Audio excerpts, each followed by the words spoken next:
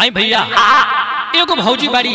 जेके पति शादी करके परदेश चल गए बड़ा। अच्छा हाँ हाँ आऊ काफी रो तारी अपना पति के लगे कहते रहे कि ए बलम जी ठंडी हो भाई जन रौर भैया बाड़े न देवरा बड़ी मार बोले भाई ये बोलूंगा सुबह से गोबता को दिले बाहू एकदम बयान करती है रोती है और कहती है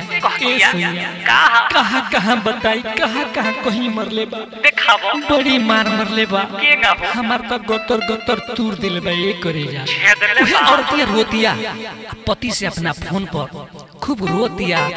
कहतिया का कहती ए भैया कभी के भाव लागल बा का लागल हो आई कह रहल बिया के कैसे कहतिया कैसे बोलो ब्यास बोलो कर बयान को हो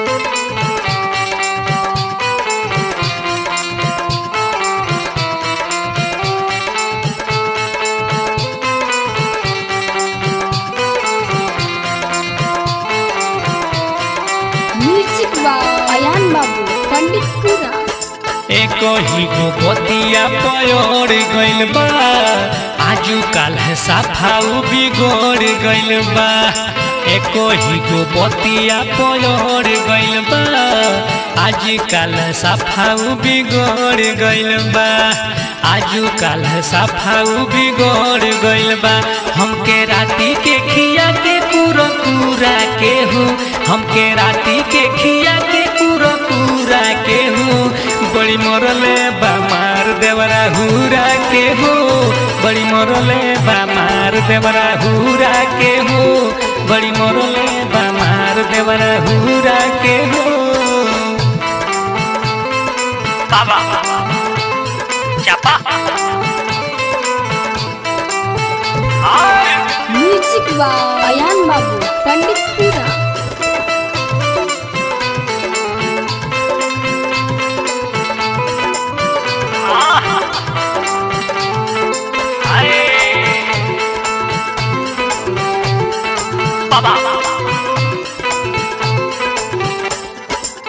कोई दिले बाटे हमर देह बनास हो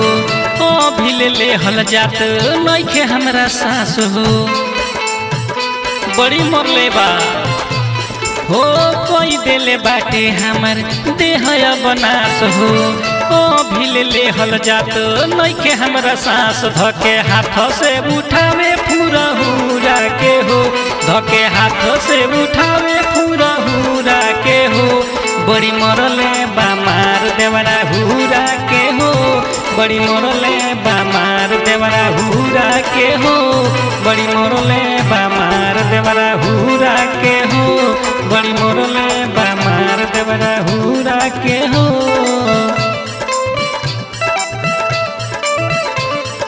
जियो म्यूजिक बा अयान बाबू पंडितपुरा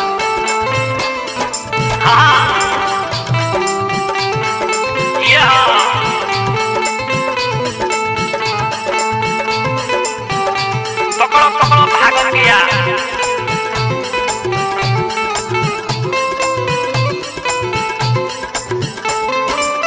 ढेर दिन से रल राजू नियत कर खोट हो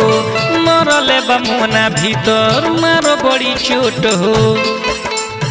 बड़ी मरले बा ढेर दिन से रल राजू नियत कर खोट हो मरले बमुना भीतर मारो बड़ी चोट मुना फायदा के उठौलस तहरा दूरा के हो मुना फायदा के उठौलस तहरा दूरा के हो बड़ी मोरले बा मार देवरा हुरा के हो बड़ी मोरले बा मार मुना हुरा के हो बड़ी मोरले बा मार देवरा हुरा के हो बड़ी मोरले बा मार देवरा हुरा के हो बड़ी मोरले बा मार